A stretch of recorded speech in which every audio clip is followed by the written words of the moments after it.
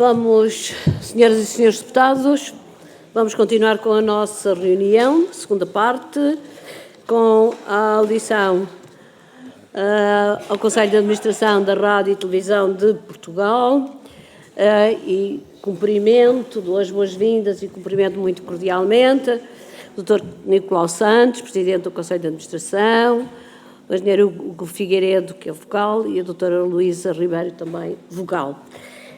Sejam bem-vindos, é um gosto recebê-los na nossa casa e também conhecem as regras. Já há pouco, no início da outra audição, fiz referência ao facto de termos também hoje o jogo da nossa seleção, desta comissão também ter o desporto, portanto também ter responsabilidades acrescidas nesse domínio.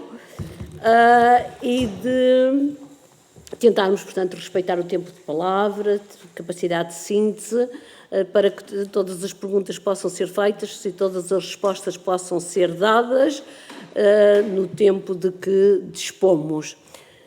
Dito isto, dou a palavra ao Sr. Presidente do Conselho de Administração da RTP, da Rádio e Televisão de Portugal, Dr. Nicolau Santos. Tem a palavra, faça favor. Vou ter o tempo aí? Agora é no de cima. Eu vou já... Pronto. Stop. Claro que sim, que vai começar do zero. E só quando começar a falar é que eu ativo o sistema. Faça favor. Muito boa tarde a todos, Senhora Presidente, senhores deputados e senhores deputados desta Comissão. É um prazer voltar aqui para apresentar o balanço do que foi um ano do Serviço Público de Média em Portugal. Rapidamente, para me conter nos 10 minutos iniciais, gostaria de começar por dizer que para a RTP 2023 foi um ano informativo de muito sucesso. Não só pela cobertura das guerras da Ucrânia e na faixa de Gaza com equidistância, com equilíbrio, com rigor. Cobrimos também a forte agitação social e política no país, as quedas do governo, a queda do governo, as mudanças de liderança nos partidos, muitas greves e manifestações, crises continuadas na saúde, na educação e nas forças de segurança. Fizemos aquilo que para nós foi o evento mais importante da história da RTP como grupo, desde a sua existência, que foi a cobertura da Jornada Mundial da Juventude, porque toda a empresa esteve envolvida com o talento, com o trabalho, com a dedicação dos seus trabalhadores. Fomos, não só cumprimos a nossa missão de informar a Jornada Mundial da Juventude, mas também de ser host broadcaster para inúmeros parceiros internacionais que vieram para cobrir o evento e que, enfim, teve de ser a RTP a disponibilizar o seu apoio a esses operadores. Não haveria nenhum operador privado capaz de fazer o que nós fizemos. Lançámos, na área da sustentabilidade, um Minuto da Energia, um Minuto Azul da Saúde. Com a CMVM lançámos a Semana de Literacia Financeira, comemorámos os centenários de Eduardo Lourenço, Eugênio de Andrade, Mário Cesarini e Natália Correia. Fizemos a primeira entrevista mundial de uma televisão a Salman Rushdie após o ataque que foi alvo. Fizemos vários documentários sobre o 25 de Abril, que culminaram já este ano, estão a culminar este ano, ainda estamos a fazer muitas coisas, com uma série de António Pedro Vasconcelos, A Conspiração. No desporto fizemos a maior aposta de todos os operadores no futebol feminino. Somos muitas vezes acusados de transmitir só futebol masculino. Não é verdade. A RTP deu um grande enfoque ao futebol feminino e depois um grande ecletismo. Estivemos no rugby, no handball, na canoagem, ciclismo, ralis, hóquei em patins, voleibol, basquetebol, futsal e é evidente que damos os jogos da Seleção Nacional de Futebol, Taça de Portugal e Supertaça. É talvez por isso que ontem tivemos a notícia que a RTP é a marca de notícias em que os portugueses mais confiam.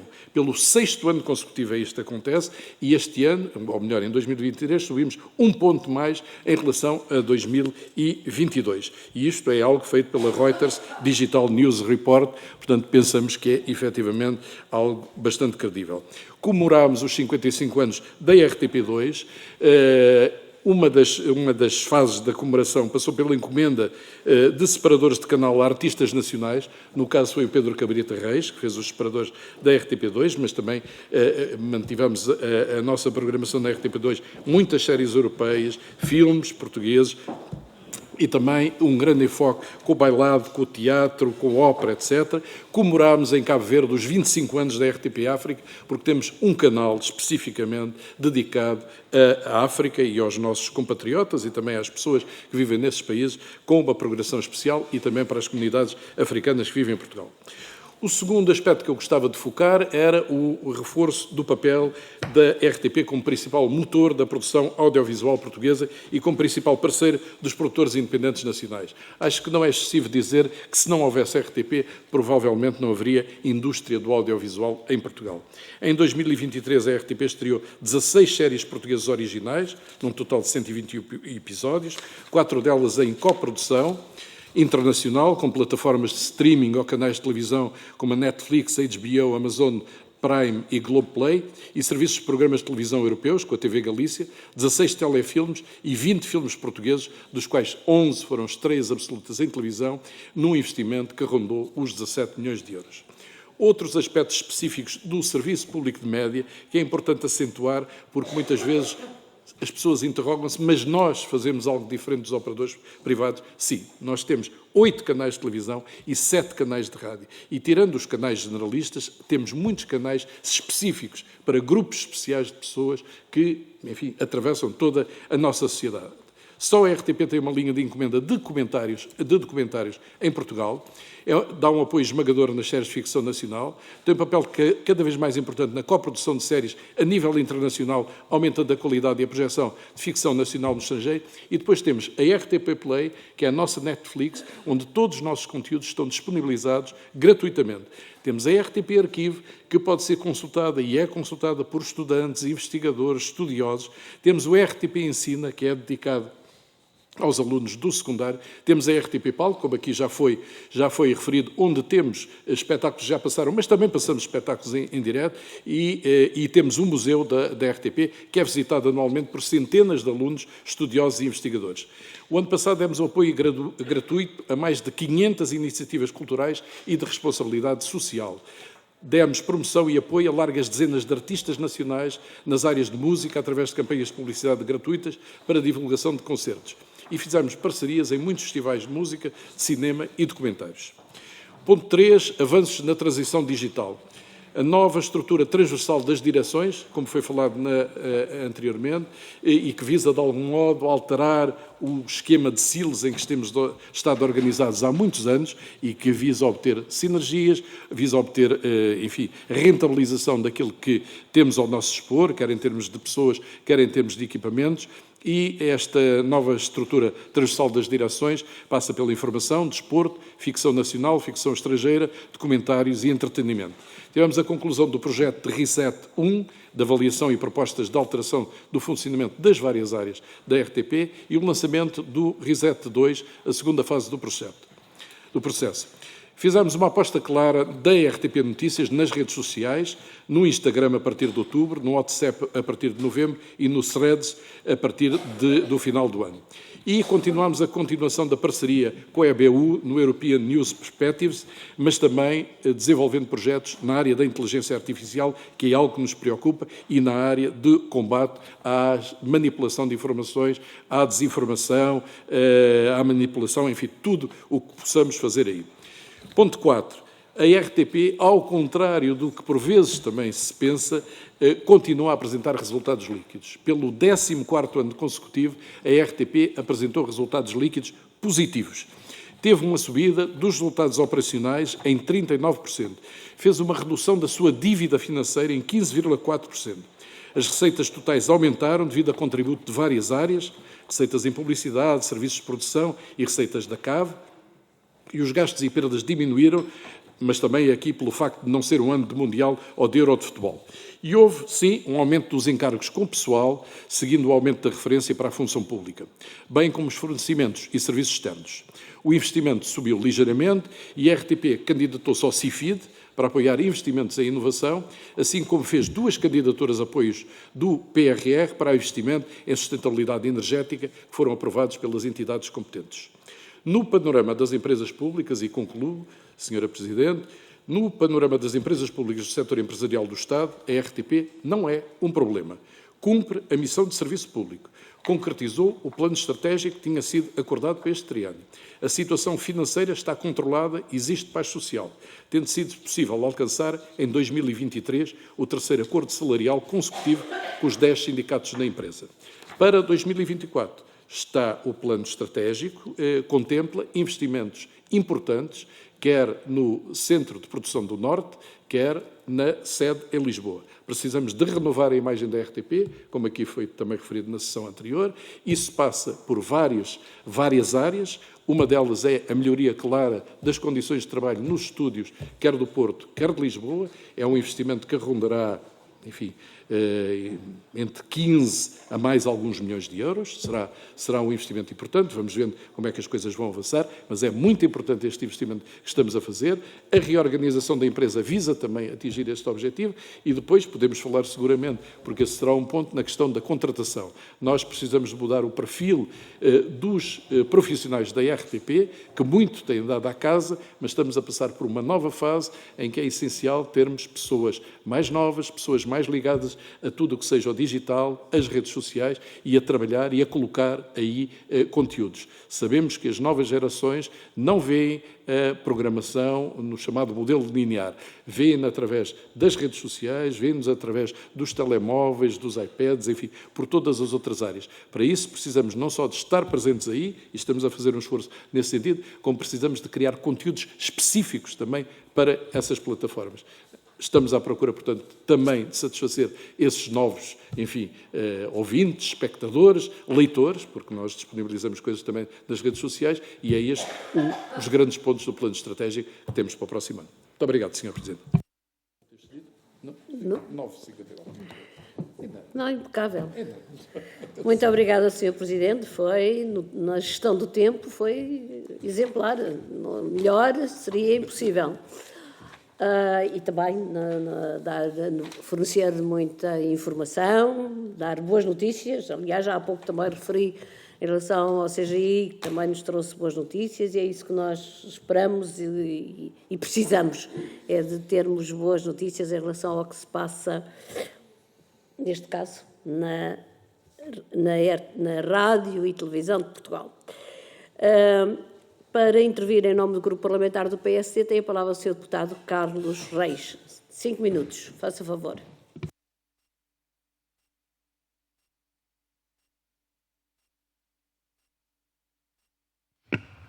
Senhora Presidente, em primeiro lugar saudar o Conselho de Administração, o Sr. Presidente e o Sr. Administrador designados para um novo mandato e, portanto, desejar-lhes todas as felicidades. Carreguei. Desejar-lhes todas as felicidades para este triênio que se concluirá em 2026 e, portanto, dizer que o sucesso da sua missão é um pouco o sucesso de todos nós. No fundo, a RTP é a casa audiovisual dos portugueses. E é nesse sentido que nós a valorizamos. É uma grande responsabilidade cumprir a missão de serviço público, proporcionando conteúdos informativos, culturais, defender a nossa língua portuguesa, dar um bocadinho de nós ao mundo e trazer o mundo a todos nós com rigor e com informação. Por isso, gostava de lhe perguntar quais entende, e falou bem dos seus indicadores de desempenho, ou, portanto, tudo aquilo que se fez, mas o indicador de desempenho faltou aqui um pouco, tem a ver com as audiências. E gostava de colocar o Sr. Presidente do Conselho de Administração perante este problema, o problema das audiências. Também sobre o relatório de contas, nós tomámos nota e registámos este relatório que nos dá uma visão muito importante desta empresa e, portanto, também registar factualmente o nosso agrado com a subida dos resultados operacionais. E porque estamos a falar da RTP, temos de falar sempre da imparcialidade, da precisão e da relevância. E quanto à imparcialidade, à precisão e à relevância, eu sou forçado a fazer-lhe uma questão e depois a fazer-lhe também uma crítica. Uma questão que lhe faço é sobre a recente nomeação de uma assessora dos últimos 2 governos do Partido Socialista, dos 2 governos anteriores. Isso não a diminui de maneira nenhuma profissionalmente, não. Até pode enriquecer profissionalmente, mas quais foram os critérios para que a senhora, em causa, tivesse sido nomeada já em maio, para responsável pela programação da Antena 1? E isto porque, em relação à RTP, todos os cuidados com a imparcialidade são poucos. Também ainda quanto à precisão, e tenho que lhe deixar uma crítica leal, mas uma crítica também frontal, que não gostei, e muitos de nós não gostámos, e muitos portugueses não gostámos de ver as suas declarações acerca do festival, do Eurofestival da Eurovisão, da EBU. Não gostámos porque apresentaram falta de rigor, apresentaram falta de verdade e, sinceramente, não cabe ao Presidente da RTP pronunciar sobre a escolha livre dos telespectadores a nível europeu por uma determinada música, assim como também não nos caberia a nós lançar idêntica suspeita ou suspeita contrária sobre as escolhas politizadas dos júris. Se o público tomou decisões politizadas em relação a um país, também os júris o tomaram. Aliás, há declarações de membros dos próprios júris que diziam a priori que, independentemente da qualidade musical de uma cantora e de uma prestação e de uma performance, iriam dar sempre nota negativa. E o Sr. Presidente da RTP representa-nos a todos. E, portanto, representa aqueles que estão num lado, um espectro político, e também representa os outros. E, portanto, esta crítica fica feita e fica constada para ata. Também ainda em relação à imparcialidade, deixe-me que lhe diga também que algumas opções da sua programação não são as mais felizes. Recentemente, ainda há pouco tempo, um humorista falhado, que na última tentativa de dar um espetáculo público teve de ser cancelado por falta de espectadores e por falta de interesse de espectadores, foi premiado com a apresentação de um programa, embora no segundo canal, o programa Scroll, que é um programa cujo conteúdo e cuja representatividade, eu não estou aqui a policiar o gosto de ninguém, eu entendo que a RTP tem lugar para as margens, a RTP tem lugar para setores minoritários e deve tê-los, a RTP deve ter lugar para todos. Mas que neste caso, sinceramente, com tantos artistas e tantas pessoas e tantas esperanças na área do humor, temos que dar oportunidade a outros e não apenas àqueles que vociferam mais, não por causa da arte, mas por causa das expressões políticas que a expressam. E esta é também uma crítica que deixo ao Sr. Presidente do Conselho de Administração e que seja vista como uma crítica genuína e não como qualquer forma de pressão. Por fim, gostava também de perguntar ao Sr. Presidente do Conselho de Administração se, em relação ao seu relatório de atividades, portanto, o relatório de atividades da próxima empresa, do Conselho de Administração, vai refletir, portanto, já o plano estratégico, o projeto estratégico que apresentou para 2024-2026, e faço lembrar que o CGI, e no plano estratégico existem 29 recomendações e 29 decisões. E para isso, a última pergunta que lhe fazia era quais é que entende são os principais desafios que a RTP enfrenta agora, tendo em vista o cumprimento da sua missão neste momento, em 2025. Muito obrigado. Muito obrigada, Sr. Deputado. Para responder, tem a palavra o Sr. Presidente do Conselho de Administração da RTP. Faça favor. Muito obrigado, Sr. Presidente. Muito obrigado, Sr. Deputado. Bom, em relação à questão das audiências, é óbvio que é uma preocupação da RTP. Essa preocupação, enfim, bate com o facto de, a nível mundial, todas as televisões estão a debater com um problema de queda das audiências, não só televisões como rádios, e em particular os países europeus, e em particular o Serviço Público de Média, que está agrupado na EBU. E nós tentamos, de todas as maneiras, encontrar alternativas para isso. Como digo, Há duas maneiras de fazer isso. Uma é na chamada programação linear, encontrar melhor informação, encontrar melhor programas, melhor entretenimento que atrai as pessoas. A outra é produzirmos para as plataformas digitais onde estão jovens que não nos veem na programação linear, encontrar jovens e desenvolver conteúdos para esses jovens. É o que andamos a fazer, em alguns casos com sucesso. Eu lembro-me que tivemos uma novela que se chamava O Pôr do Sol, que passou no linear, mas depois no digital, nomeadamente na RTP Play, teve um enorme sucesso, que até a nós nos surpreendeu e foi visto essencialmente por jovens. Portanto, é algo difícil, a caracterização deste grupo não é algo que eu diria que tenha traços estáveis, pelo contrário, são pessoas que gostam de um cantor num dia e no outro dia podem deixar de gostar desse cantor, são pessoas que pensam que um espetáculo, um concerto de 2h30 já é demais, queriam menos. Portanto, é um perfil que até agora está difícil de definir e, portanto, nós andamos a tentar fazer conteúdos, nós e todos os outros, para tentar captar essas pessoas. Portanto, é uma batalha que se trava. Foi aqui dito, e eu gostava também de lembrar isso, a RTP3 é um desafio para nós. É um desafio porque apareceu um novo canal de televisão, o Now, e nós não nos podemos conformar que a RTP3, que compete com a SIC Notícias, compete com a CNN Portugal, enfim, não vou pôr aqui a CMTV, mas agora vai competir com o Now, não nos podemos conformar que seja o canal menos visto dos canais por cabo de informação. E, portanto, nós, neste momento, estamos a preparar uma profunda reflexão nessa área para ver o que é que podemos fazer. Porque, efetivamente, o canal não pode estar como está, precisa de ter uma mudança substancial. Eu vou saltar para as questões da imparcialidade, da precisão e da relevância. Relativamente à pergunta que me faz, uma assessora de jornalista do PS, quais os critérios para ter sido mandada para responsável da programação da Antena 1? Ela não é responsável da programação da Antena 1, primeiro ponto, não é. O que ela veio foi cumprir uma área que não existia neste momento, que era alguém que ajudasse precisamente o coordenador, enfim, o responsável pela programação e que pudesse, de algum modo, assessorar.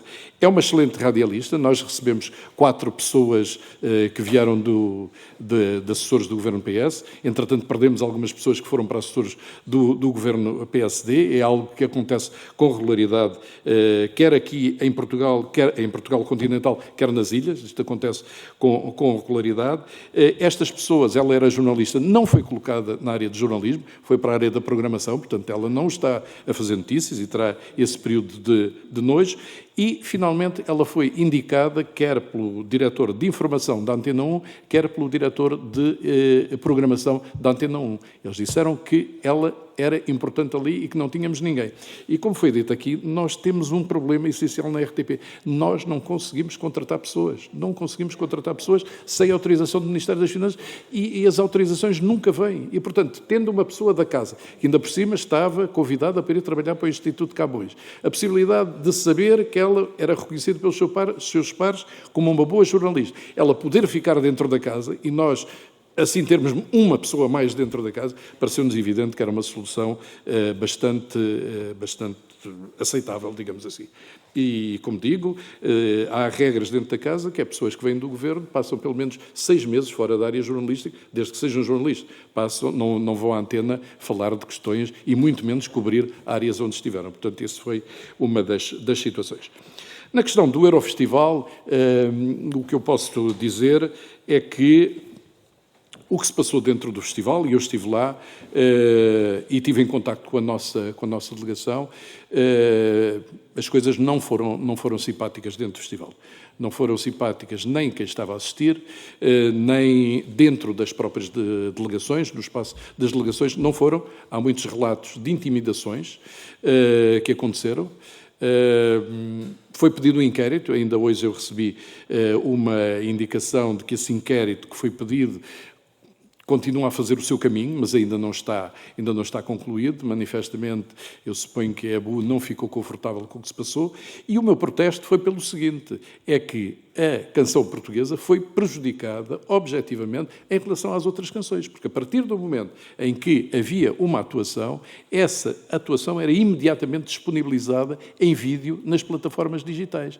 Ora, a canção portuguesa não foi disponibilizada e não tinha havido nenhum aviso de que podia haver qualquer problema ou com a pintura das unhas da cantora, da Yolanda, ou qualquer coisa que fizesse com que a canção não fosse disponibilizada. E, portanto, para mim, fazia todo sentido pedir à Eurovisão que clarificasse o que é que aconteceu. E foi isso que eu fiz, por isso simplesmente. Relativamente à questão de se houve um voto político ou não, como diz o Sr. Deputado, votos políticos pode ter havido da parte da comunidade israelita, como pode ter havido da parte dos júris, etc. Isso aí eu não entrei por aí. O que eu disse é a canção portuguesa estava em 7º lugar, salvo erro, antes da votação do público, e de repente... E eu não consigo dizer exatamente porquê. O que é certo é que a canção portuguesa não entrou em vídeo para ser apreciada na plataforma digital, e o que é certo é que de repente passou para 10º lugar, ou 11º, enfim, já não me lembro exatamente. E, portanto, essa foi o meu pedido, e eu disse que, obviamente, achava que se a canção portuguesa tinha sido prejudicada, nós devíamos pedir responsabilidades. Foi o que fizemos. Até agora, o inquérito, como digo, recebi ontem ou hoje já, uma indicação de que houve uma nova conclusão do grupo que acompanha, e é o grupo que avalia a qualidade das letras e se elas não trazem mensagens políticas, etc. E, portanto, e esse grupo ainda não apresentou uma conclusão. Eu estou a demorar muito, não é? Opções de programação. Enfim, se quer que lhe diga, relativamente a questões destas, nós temos um respeito pela autonomia do diretor de informação e do diretor de programas. Não sei se o humorista é falhado, se o scroll faz sentido, se não faz sentido. Fazer humor é muito complicado. É mesmo muito complicado. E há quem não tenha graça nenhuma e pensa que tem graça.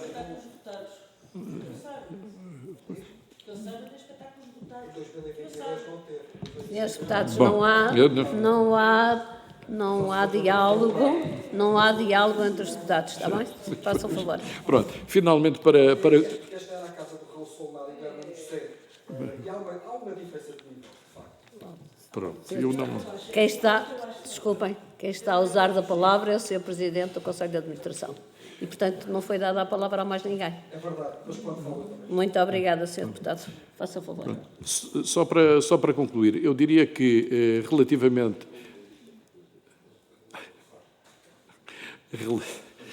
Peço desculpa de não ter dito o nome. Relativamente ao plano estratégico, eu penso que os senhores deputados receberam o nosso plano estratégico. O que nós temos em cima da mesa é, efetivamente, conseguir a transição digital da empresa. É fundamental que nós consigamos fazer essa transição digital. Isso implica várias coisas. Implica, efetivamente, uma mudança, uma reorganização interna da empresa, é o que nós estamos a fazer. Implica uma requalificação do perfil dos profissionais e tem implicações também depois ao nível do financiamento, porque os investimentos que nós temos aí em cima da mesa são investimentos pesados e que provavelmente vão exigir que da parte do Ministério das Finanças também haja autorização para eventualmente nós aumentarmos o endividamento para concretizar esses investimentos. Agora, a RTP tem neste momento uma imagem, em algumas áreas, envelhecida, tem uma mesa de estúdio no primeiro canal, aqui na sede, que já tem mais de 20 anos. No Porto há problemas sérios, mesmo em termos de infraestrutura nos estúdios, e, portanto, nós temos de fazer esse investimento. É fundamental isso e é isso que vamos tentar fazer. Muito obrigada, Sr. Presidente, e penso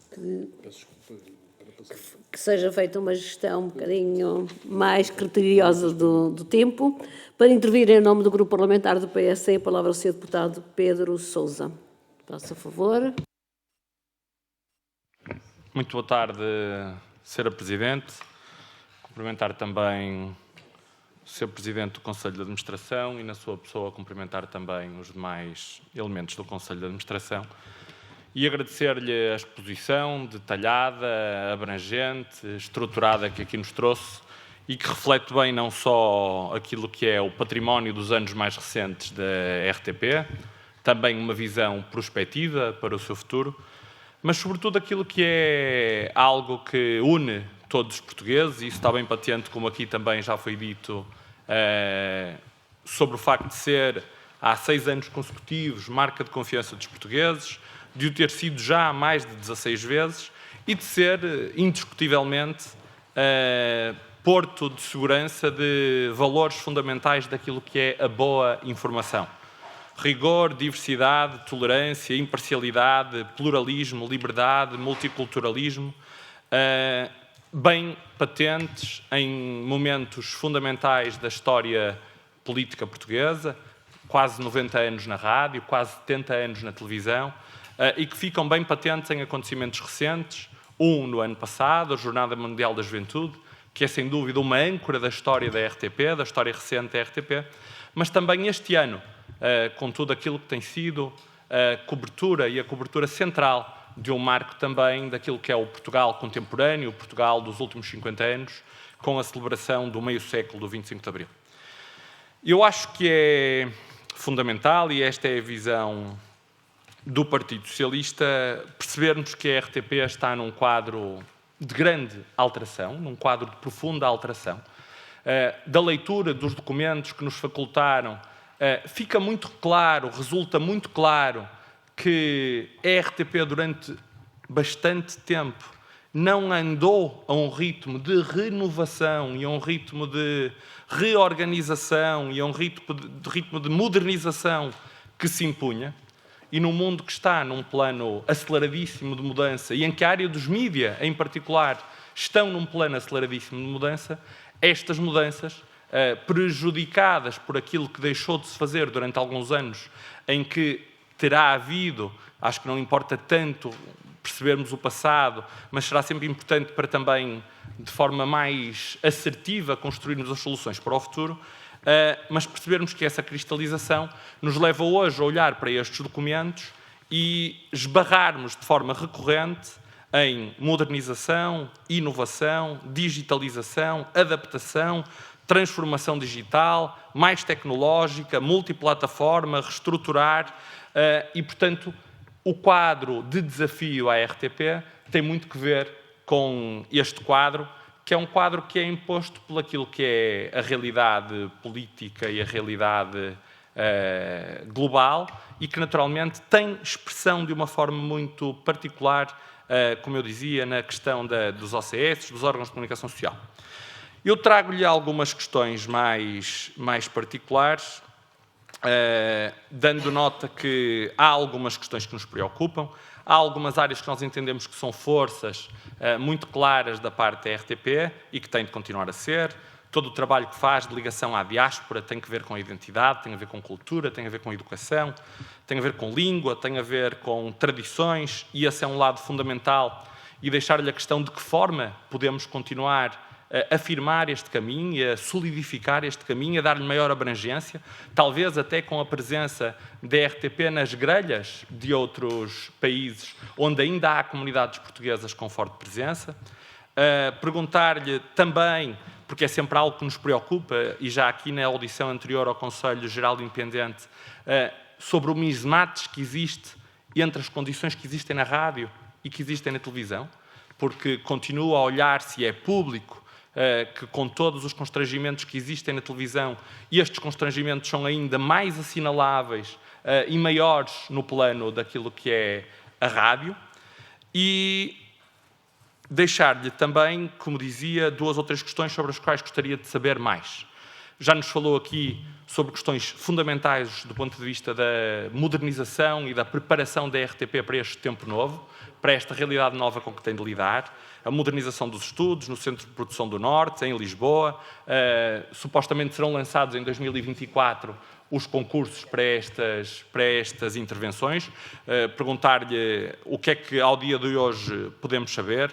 Perguntar-lhe também, e saudando os acordos com todos os sindicatos representativos dos trabalhadores, o que continua a existir, fruto de constrangimentos que sabemos que se mantém do ponto de vista daquilo que é a precariedade, e de que forma é que estas questões impactam também na qualidade do trabalho e do exercício da RTP.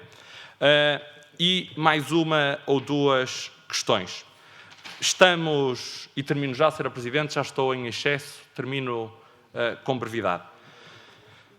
Estamos, como todos sabemos, num contexto de termos, com o novo governo, de renovar o contrato de concessão, de discutirmos o novo contrato de concessão. Houve um livro branco com um conjunto de contributos para se discutir o novo contrato de concessão e também perguntar-lhe de que forma é que vê aquilo que deve ser o esqueleto, a orientação deste novo contrato de concessão, nomeadamente sobre uma questão que é fundamental, que nos documentos também que tivemos a oportunidade de estudar e de acompanhar é clara, que é com o mesmo nível de financiamento não será possível a RTP manter a qualidade do trabalho que produz e manter, sobretudo, aquilo que são as suas obrigações de serviço público. E, portanto, de que maneira é que devemos repensar, qual é a forma como o Conselho de Administração olha, sobre a forma como devemos repensar a questão do financiamento no âmbito do novo contrato de concessão e deixar-lhe duas questões sobre muito rapidamente mais questões financeiras.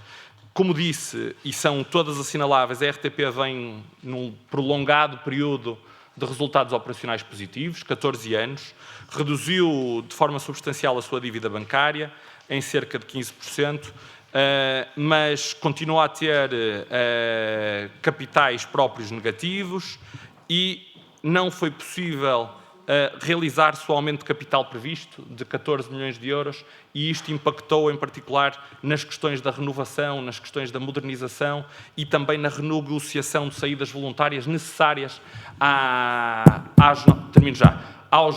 entrada de quadros mais jovens e com novas ferramentas e instrumentos para aquilo que é a RTP do futuro. Perguntar-lhe também um pouco mais sobre isto, uma vez que não conseguimos aceder à informação. Muito obrigado pela sua condescendência, Sr. Presidente. Muito obrigado. Para responder, tem a palavra o Sr. Presidente do Conselho de Administração. Faça favor. Só precisava de saber, se eu responder, depois também tenho tempo aqui, ou o tempo é somado. O tempo é somado. Oh, diabo. O tempo é somado. Então, pronto, vou tentar ser muito rápido, porque são muitas questões. Condições na rádio e da televisão. Vou começar pela segunda questão para dizer o seguinte.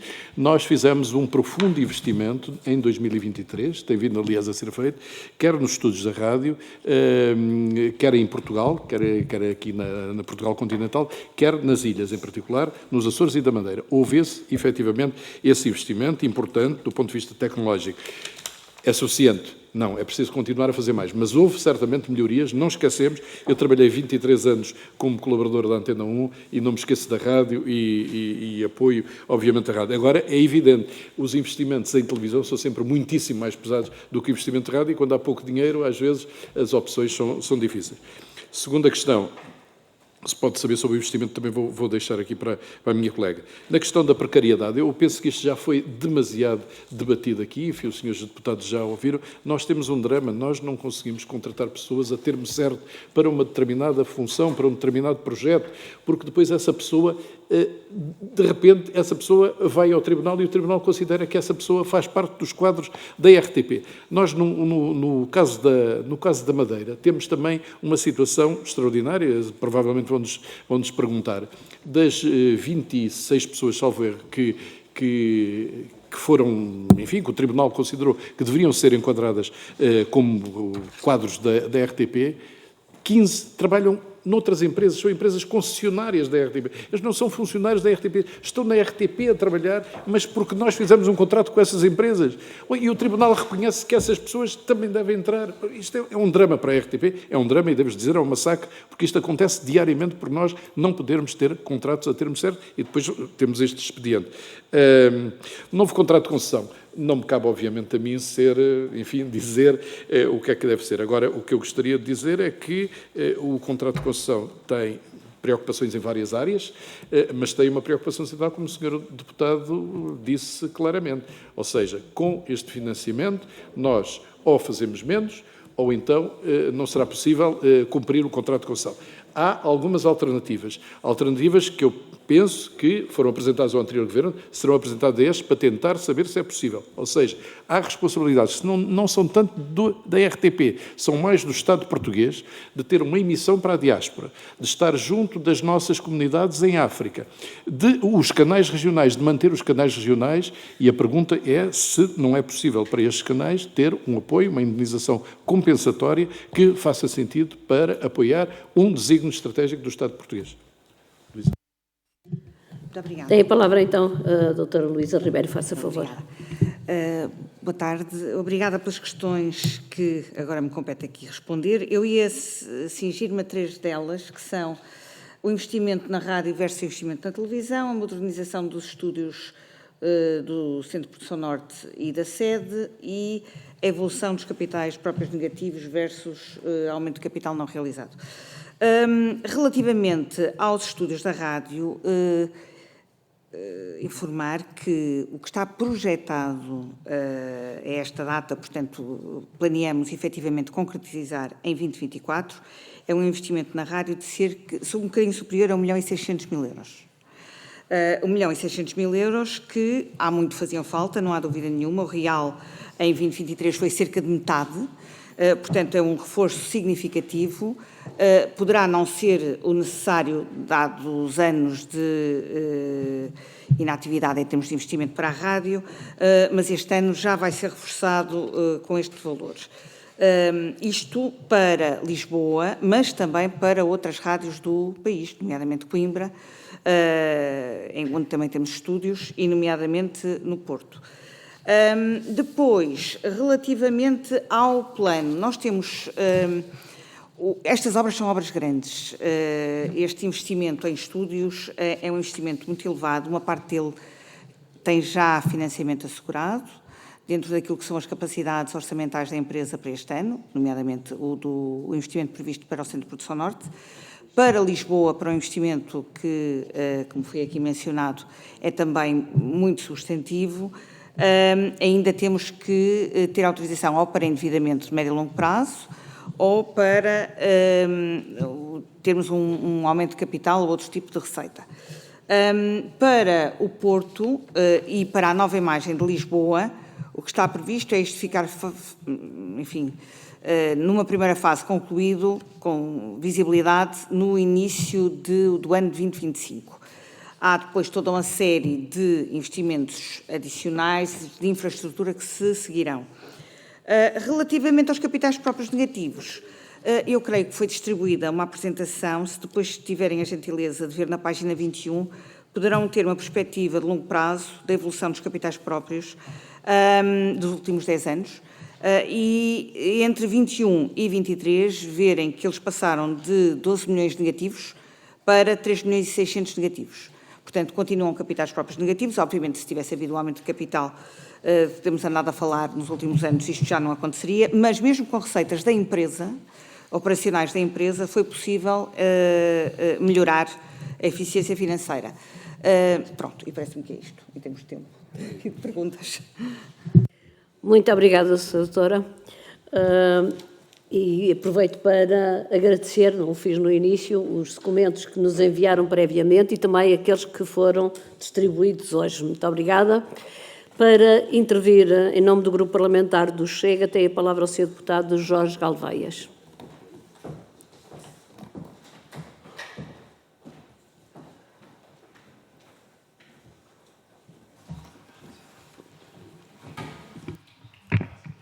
Muito obrigado, Sr. Presidente. Excelentíssimo Sr. Presidente do Conselho de Administração da RTP, Dr. Nicolau Santos, na sua pessoa, cumprimento os tantos membros deste órgão da Rádio e Televisão de Portugal. Como é sabido, e reafirmamos, o Partido Chega é a favor da RTP como estação pública, o que não significa concordar inteiramente com a forma de gestão e algumas tomadas de decisão deste Conselho de Administração. A nossa posição ao questionar Vossas Excelências é podermos contribuir para um melhor serviço da RTP. E assim sendo, tenho as seguintes questões a colocar. Sobre as condições de trabalho fora dos centros urbanos, não só no interior do continente, mas também nas regiões autónomas, existem grandes deficiências, quer na falta de recursos humanos, quer materiais ou de infraestruturas. Estas questões criam a sensação de existir uma RTP de primeira e uma RTP de segunda. Sabendo que as receitas totais da RTP de 2023 aumentaram em 4,5 milhões de euros em relação a 2022, questionamos se pretendem dotar os centros regionais de melhores condições. Em sede de orçamento da RTP, não encontramos a discriminação das verbas destinadas a cada uma das regiões autónomas. No entanto, fomos informados que a diferença orçamental entre ambas é bastante reduzida. Sendo as realidades dos arquipélagos dos Açores e da Madeira tão diferentes, não só atendendo ao número de ilhas, mas inclusivamente em relação às dificuldades de deslocação entre elas, porquê uma diferença tão pequena nas verbas destinadas a cada um dos arquipélagos? E porque não estão diferenciadas, portanto, essas verbas no orçamento da RTP, portanto, relativamente às ilhas. Na audição à provedora do telespectador, ficámos a saber que as traduções na RTP têm sido problemáticas, com erros ortográficos, gramaticais e muitas vezes brasileirismos. Especialmente nos rodapés e legendagens, problemas que poderiam ser evitados com ações de formação e revisão. Segundo a senhora provedora, não o são pela falta de capacidade financeira na contratação de recursos humanos. Tendo os custos de grelha sido reduzidos em 6,8 milhões de euros, os gastos com pessoal terem aumentado de 5,3 milhões e os fornecimentos e serviços externos 1,2 milhões, será que é esta pequena diferença entre o pagar e o receber a falta de capacidade financeira? Será que também se explica com o facto do aumento das receitas de publicidade terem sido apenas de 400 mil euros? Ou pela redução de 5,3 milhões de euros por ausência de revenda dos direitos de eventos desportivos internacionais? Logicamente, tudo isto está interligado, mas gostaríamos de ter uma noção mais detalhada sobre isto. Sendo a RTP uma empresa pública do Estado, obrigada, portanto, a dar o exemplo, mas sabendo das dificuldades que existem na forma de contratação, ou na possibilidade de contratação da RTP, como é possível acontecer a RTP ser processada e perder em tribunal por 26 trabalhadores da RTP Madeira que funcionavam a recibo verde? Claro que isto, na minha opinião, é inexplicável, porque se um trabalhador é trabalhador na RTP e noutras empresas, ou é contratado através de outras empresas, ele já é empregado dessa outra empresa e, portanto, logicamente, não faz sentido ser obrigado a ser empregado também na RTP. E perguntava se no continente, na RTP, existe o mesmo problema. Não me refiro, logicamente, a contratos específicos para produções temporárias, como produção de séries, telenovelas ou outras. Em relação à CAV, como sabemos, é a maior fonte de financiamento da RTP, a mesma é aplicada a qualquer espaço que detenha contador de luz, como, por exemplo, um armazém ou uma loja, mesmo que não tenham um único aparelho de televisão. Acham que isto faz sentido? Também ainda sobre a CAV, segundo o parecer do Conselho de Opinião, o valor deveria ser atualizado. E eu gostaria de saber a vossa opinião.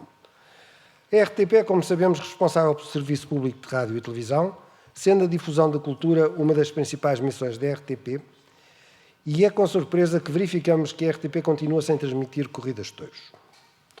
Mas o facto, eu calculo que o Dr. Nicolau Santos vai-me dizer que o problema é da programação e não do Conselho de Administração. Portanto, isto já é uma repetição. Mas o facto é que a senhora provedora, o telespectador, há poucas semanas, nesta comissão, remeteu responsabilidade para o Conselho de Administração.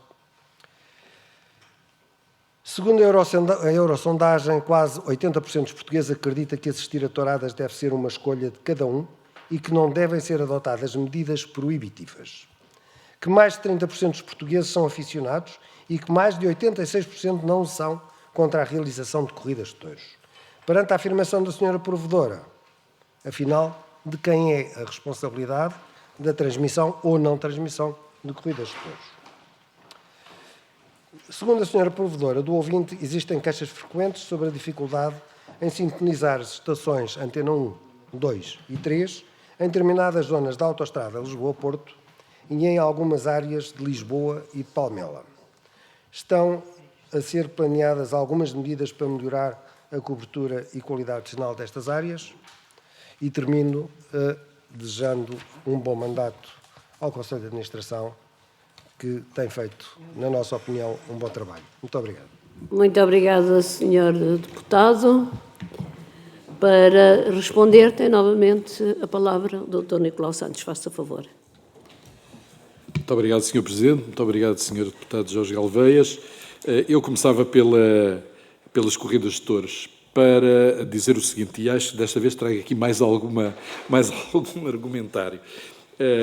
Em primeiro lugar, não há nada, gostava que isso ficasse claro, não há nada no contrato de concessão que proíba a RTP de transmitir corridas de touros e também não há nada no contrato de concessão que obrigue a RTP a transmitir a corrida de touros. Portanto, este é o primeiro ponto de partida. Em segundo lugar, enfim, as corridas de touros, como todos nós estaremos de acordo sobre isso, são algo fraturante na sociedade portuguesa. Provoca sempre. E a RTP tem de algum modo a ideia de que a sua programação, a sua informação, deve procurar mais unir do que dividir. Esta é uma das outras vertentes. A terceira vertente é que a RTP vinha a transmitir cada vez menos de corridas de touros e, nos últimos anos, transmitia apenas as corridas de touros organizadas pela Casa de Pessoal da RTP. A Casa de Pessoal deixou de fazer, enfim, durante a pandemia, obviamente, parou, mas depois deixou de organizar corridas de touros. E, face a isso, passou a organizar montarias, o que, enfim, em termos de espetáculo, penso que, apesar de tudo, há alguma diferença. Depois nós temos, em termos de evolução cultural, digamos assim, nós olhamos aqui para a Espanha, os nossos colegas da RTVE, da televisão espanhola, não transmitem corridas de touros. Portanto, há canais pagos, que as pessoas podem assistir, mas eles não transmitem corridas de touros. Na Catalunha foi proibido, na Colômbia recentemente foi proibido, embora se diga que isso teve a ver com o narcotráfico, enfim, com outro tipo de questões. Portanto, há realmente um avanço da sociedade nesta matéria. Os contratos de concessão, quer os 2 nados mortos que não chegaram a ver a luz do dia, quer as orientações estratégicas que falam no bem-estar animal, não falam na questão das touradas, falam genericamente no bem-estar animal e, finalmente, sim, agora vou dizer aquilo que sempre disse, em matéria de programação e de informação, o Conselho de Administração não tem poderes para intervir. O diretor de programas tem como obrigação, digamos, atingir o objetivo estratégico de manter a RTP com audiências acima dos 2 dígitos. E ele considera que a transmissão de uma corrida de touros não é um ativo estratégico para atingir esse objetivo. E, portanto, esta é, digamos, é o enquadramento todo relativamente... Ok. Sim, senhora, pronto. E, portanto, era isto dar. Eu não queria dar aqui a palavra por causa de... Muito bem. Em relação aos trabalhadores a recibo verde, eu agora preciso melhor o que aconteceu na Madeira. Estão em causa 26 situações. Há 11 trabalhadores que foram contratados diretamente pela RTP. E, obviamente, sobre estes, nós admitimos que eles prefiguram a situação de trabalhadores dos quadros da empresa. E depois há 15 trabalhadores contratados através de empresas externas. E estes trabalhadores também, enfim, o Tribunal entendeu, em primeira instância, porque não transitou em julgado, o Tribunal entendeu que estes trabalhadores, que são trabalhadores de uma outra empresa, também devem ser trabalhadores da RTP. E, portanto, isto é, eu diria que é quase kafkiano. E houve apenas 2 situações que não foram consideradas contrato de trabalho. Portanto, o nosso dever fiduciário é, face a estas situações, recorrer. É isso que iremos fazer e depois haverá uma decisão final sobre esta matéria. Mas, portanto, este é o quadro que se diga. Relativamente à CAV, nós acho que já fizemos aqui a declaração. Eu penso que, com os valores que nós temos, nós não conseguimos continuar a manter 8 canais de televisão e 7 canais de rádio, com aumentos dos trabalhadores todos os anos, aumentos dos encargos com a compra de equipamentos, documentais, etc. Não sei se os senhores deputados têm ideia, por exemplo, nós, para termos algo como o Voice, é um projeto internacional que custa cerca de 150 mil euros. Para termos um projeto às tardes de domingo, que é bastante menos apelativo, custa só 3 mil euros, mas a qualidade, obviamente, não tem comparação. E, portanto, é só para ter uma ideia da disparidade de valores que exige ter uma programação de jeito. Portanto, nós sim, gostávamos de ter uma CAV que fosse atualizada, pelo menos em termos de inflação, coisa que nem isso é, mas, enfim, o acionista Estado é que tem de decidir sobre isso. Enfim, eu dava o resto... Tem a palavra a doutora Luísa Ribeiro, faça favor. Muito rapidamente sobre o investimento. É o do outro. Sim, Obrigada. Muito rapidamente sobre o investimento no Centro Regional da Madeira e no Centro Regional dos Açores, para dizer que nos anos mais recentes se investiu cerca de 1.600.000 euros nos Açores. E na Madeira, portanto, eu estou a falar, apesar do Covid, em 2020, 2021, 2022 e 2023, o tal 1.600.000 números redondos que eu falava, um bocadinho mais, e na Madeira investiu-se sensivelmente a mesma coisa num único ano, no ano de 22, tendo sido reforçado em 2023 com mais de 236 milhões. Sobre a diferença em termos de custos operacionais da Madeira e dos Açores, referir que é uma coisa que sempre nos perguntam, e desta vez não perguntaram, mas já temos todas as ilhas com correspondentes nos Açores. Temos efetivamente um diferencial de investimento, mas ainda assim isto significa um valor muito significativo para, como sabem, há Cabo de Açores e Cabo de Madeira separadamente, era suposto até os centros regionais serem, as necessidades serem supridas pela CAV regional, mas a RTP todos os anos tem um investimento muito substantivo, quer para os Açores, quer para a Madeira. Nomeadamente, estamos a falar em cerca de Madeira 3 milhões de euros e Açores cerca de 4 milhões e meio em 2023. Portanto, valores que não são supridos pela CAV recebida regionalmente. Depois, muito rapidamente, sobre os investimentos na melhoria da cobertura de rede de rádio. Sim, estão previstos o investimento nas antenas de rádio, é um investimento que nunca acaba, porque todos os anos é preciso reforçar as estruturas, desativar algumas por obsolescência e colocar o equipamento noutras. Portanto, nós estamos sempre a aprovar investimentos para essa área e o ano de 2024 não é exceção. Temos também um valor de cerca de 200 mil euros, diria eu, mas agora não estou a encontrar, só um bocadinho, para a infraestrutura de rádio. Não, estou enganada. Recuperação da rede de emissão, temos projetado para 2024 cerca de 550 mil euros. Muito obrigada. Muito obrigada, Sra. Doutora. Para intervir em nome do Grupo Parlamentar da IEL, tem a palavra o Sr. Deputado Carlos Guimarães Pinto. Faça favor.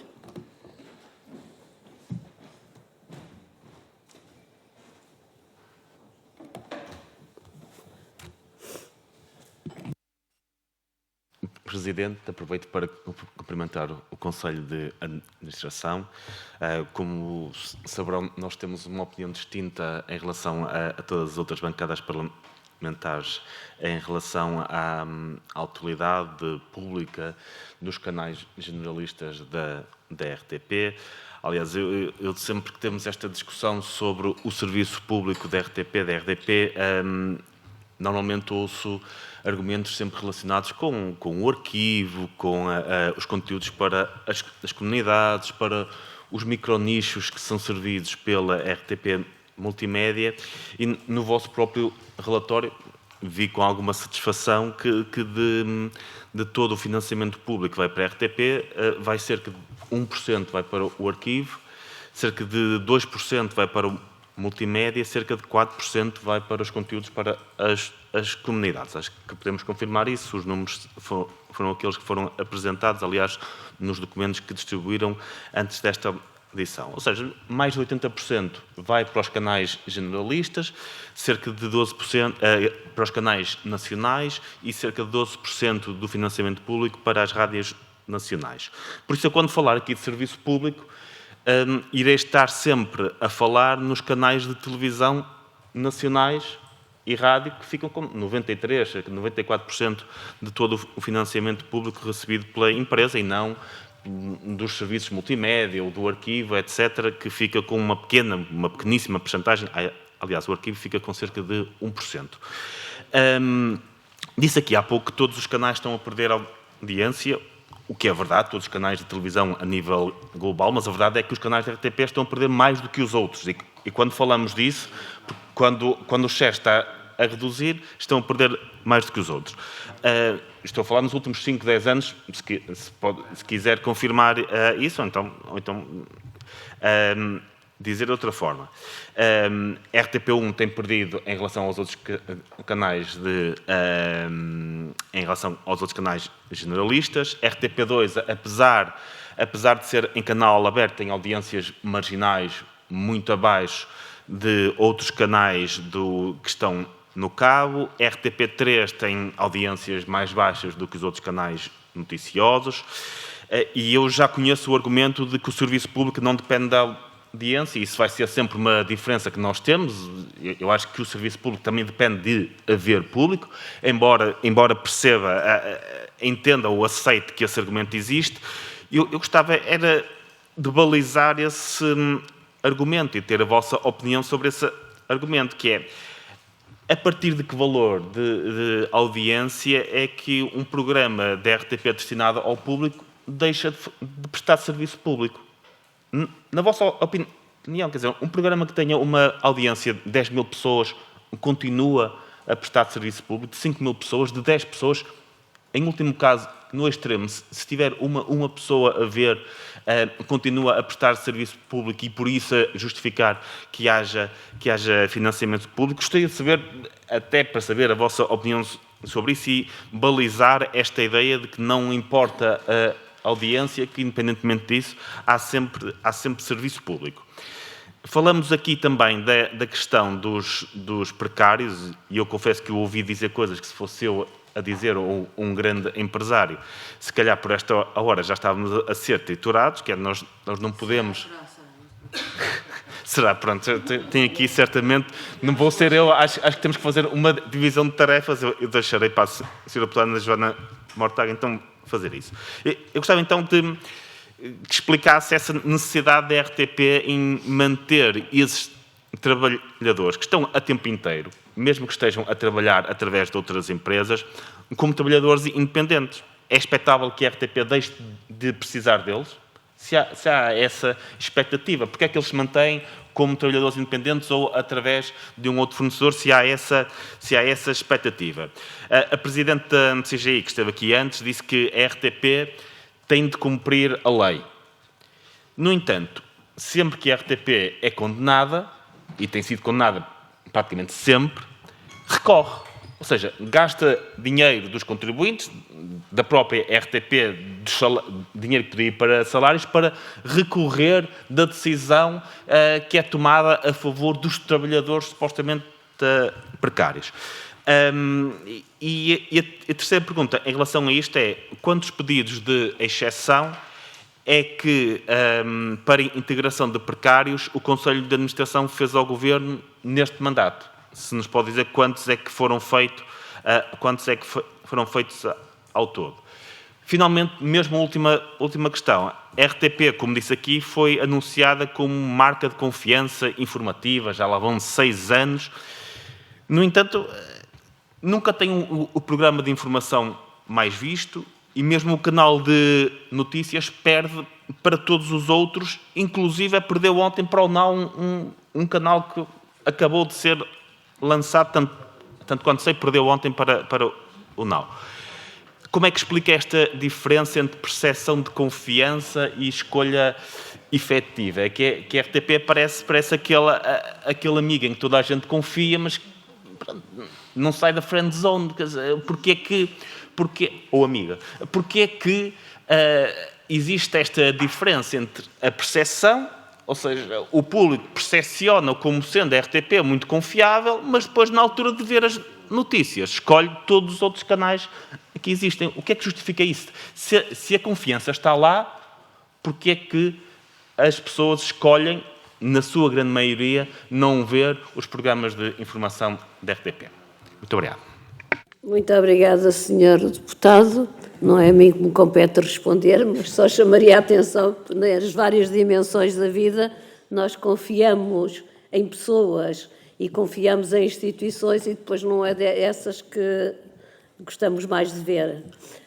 E poderíamos aqui agora fazer essa reflexão e dizer razões pelas quais, porque podem ser mais atraentes, embora não ofereçam confiança. Mas, para responder, tem a palavra o Sr. Presidente do Conselho de Administração da Rádio e Televisão de Portugal. Faça favor. Muito obrigado, Sr. Presidente. Muito obrigado pelas questões, Sr. Deputado da Iniciativa Liberal, Dr. Carlos Guimarães Pinto.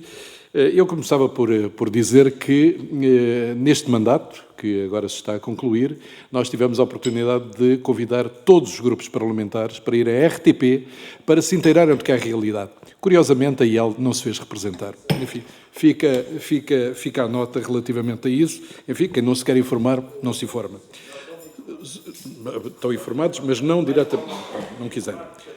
Segundo ponto. Serviço público, não despeça a nós, Conselho de Administração, para definir o que é o serviço público. O serviço público está definido no contrato de concessão de serviço público, que é feito pelo Estado português e a RTP. Portanto, é o Estado português, é o Governo, são os senhores deputados que avalizam se querem ou não ter um serviço público de média em Portugal. Se não quiserem, obviamente a RTP deixa de funcionar. Não somos nós que temos de responder a essa pergunta. É evidente, enquanto nós estivermos à frente da RTP, estaremos a defender o serviço público. Quando não houver serviço público, enfim, estará seguramente... Perdão? Não. Isso agora é outra questão. O Sr. Deputado, em primeiro lugar, incorreu numa incorreção. Se olhar para a evolução das tendências, os canais privados perderam muito mais audiência do que a RTP. Os canais privados há 5 anos tinham audiências na casa dos 30%, 35% e agora andam na casa dos 17%, 14%, 15%, etc. E a RTP está nos 10%, 11%, anda por ali. Portanto, aproximámos, não por grande mérito nosso, porque efetivamente não crescemos, também caímos, mas caímos bastante menos que ele. E, portanto, esta é a percepção da confiança. Eu, quando olho para o Sr. Deputado e vejo as votações na IEL, eu calculo que os senhores deputados, os eleitores, têm obviamente uma percepção de confiança no Sr. Deputado. Olha, é o que acontece com a RTP. Há uma percepção de confiança. Olha, é o que acontece. O Sr. Deputado, aliás, quando votaram o Sr. Deputado, que era presidente da IEL, votaram de uma determinada maneira, e depois com o Dr. Coutinho de Figueiredo, votaram ainda de outra maneira, mais assinalável. Portanto, é uma percepção de confiança. Não está a pôr em causa seguramente o inquérito feito pela Reuters, não está? O que é que quer que eu lhe diga? Agora, o que eu lhe digo também é que a RTP tem muitas vezes ao longo do dia, programas, espaços noticiosos que estão à frente dos espaços noticiosos dos outros operadores. Na média é que a RTP não está, mas tem muitas vezes espaços noticiosos que estão à frente. Podemos fazer esse exercício também, se quiser, disponibilizaremos isso. Portanto, é evidente que a RTP quer ter relevância e, como disse muito bem, não é possível ter serviço público sem público. E é por isso que a RTP1 tem de ter a relevância, porque os outros canais é que fazem precisamente o trabalho junto de nichos específicos. Há algum canal neste país que passe ópera, passe bailado, passe séries europeias dirigidas a nichos, sim, efetivamente são nichos.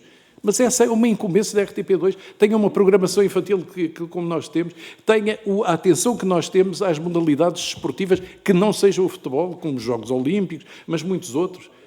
Mas ninguém faz isso. O Sr. Deputado dirá, bom, não faz sentido, mas então não é a nós que cabe. Perdão? Olha, não vamos entrar em diálogo. Desculpa, não vamos entrar em diálogo, mas só queria dizer o seguinte. Obviamente que eu, como portuguesa, como cidadã, como contribuinte, também quero ter acesso a programação que, por isso, não posso exigir aos privados. E, portanto, também quero ver os meus direitos reconhecidos. Portanto, não podemos, quer dizer, nem tudo pode ser quantificado, temos também de ver a questão da qualidade e também dos direitos das minorias, sejam elas de que tipo for, e sejam elas duradouras ou sejam elas conjunturais. Bom, mas vou depois descontar o tempo que usei. Faça favor de continuar. Só para concluir e para lhe dizer que, efetivamente, se nós temos um espetáculo de ópera que é visto por 20 mil pessoas, faz sentido? Faz sentido termos esse espetáculo, passar esse espetáculo? Faz sentido termos uma programação específica para a RTP África, com várias coisas? Faz sentido, por exemplo, passarmos uma final de handball de pessoas com deficiência e termos 100 mil espectadores a ver essa final? Algum canal privado faria isto? Algum operador privado faria isto? Lamento, Sr. Deputado, mas acho que não. Minha colega queria dizer qualquer coisa. Muito obrigada. Faça favor. Sr. Doutora também, sim, faça favor. Sr. Deputado, só para esclarecer que a grelha, a matriz de partição a que se referiu, do 1%, 2%, prefaz 190 milhões, que é a CAV, creio eu. Estava-se a referir. E isso é uma parte apenas da receita que nós temos. Portanto, nós depois temos receita própria. Ou seja, o que eu quero dizer é a partição daquilo que é o serviço da RTP, mesmo em termos do financiamento, que não significa que seja o equivalente em número de horas ou de pessoas afetas, mas, enfim, seguirá, grosso modo, o valor de custo, não é relativo aos 190, mas relativo aos 234 milhões. Portanto, é um bocadinho diferente e diminui, por exemplo, a parte da RTP1 na partição global. Esses dados depois também estão disponíveis numa outra publicação que nós fazemos muitas. Pronto, era só essa nota. Muito obrigada. Para intervir em nome do Grupo Parlamentar do Bloco de Esquerda, tem a palavra o Sr. Deputado Joana Mortágua. Faça favor. Muito obrigada, Sr. Presidente. Queria cumprimentar o Conselho de Administração da RTP. Eu não vou fazer aqui uma defesa do Serviço Público de Rádio e Televisão. Acho que a maioria da sociedade portuguesa reconhece a importância desse serviço e acho que é um debate que não é um debate atual na nossa, felizmente, na nossa sociedade, a questão da televisão pública. Também não vou debater a defesa que me pareceu correta na Eurovisão da nossa candidata contra qualquer ação de censura que pudesse prejudicar a nossa participação na Eurovisão.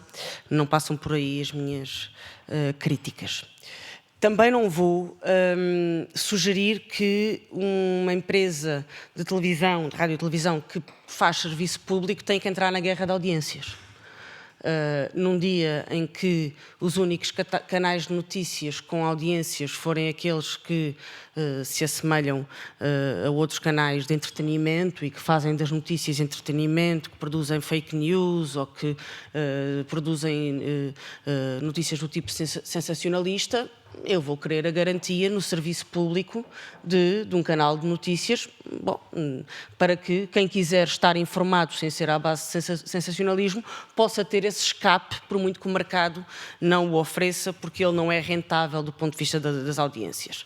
Ainda assim, não é isso que acontece hoje com os canais noticiosos, felizmente. Ou seja, e por isso é que o próprio Presidente do Conselho de Administração disse aqui que a RTP3 se compara com a SIC Notícias, com a CNN Portugal e com o NOW e não com a CMTV, precisamente por esta razão.